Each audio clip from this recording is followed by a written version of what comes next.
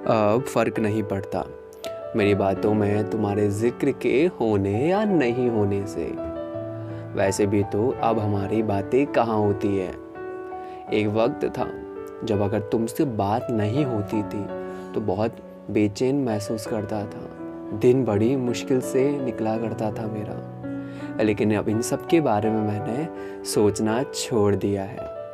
पहले कभी कभार अगर मोबाइल की तरफ देखकर मुस्कुरा दिया करता था तो लोग मेरी इस मुस्कुराहट का कारण पूछ लिया करते थे। लेकिन अब दोस्त बस मुझे ऑनलाइन आने के लिए कहा करते हैं।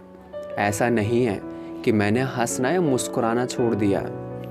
फ़र्क सिर्फ अब इतना है कि इन सब की वजह अब तुम नहीं हो।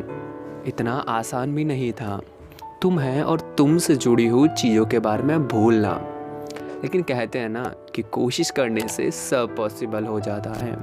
ना जाने पहले मुझे क्या हो गया था। मेरी समझदारी पर मेरी नादानी हावी होने लगी थी, इसलिए तुम्हारी कही हुई सारी बातें मुझे सच लगने लगी थी। मैंने तो तुम्हारे साथ मिलकर घूमने के सपने भी देखे थे, लेकिन तुमने तो उन सब पर ब्रेक लगा दिया।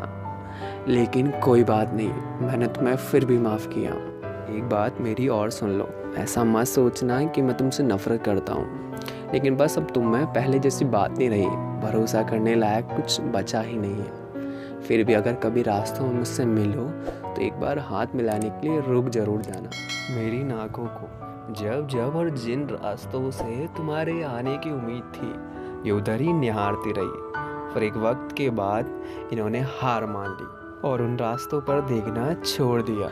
लगता है अब ये भी समझदार होने लगी है। खैर, अब फ़र्क नहीं पड़ता तुम्हारे आसपास होने या नहीं होने से।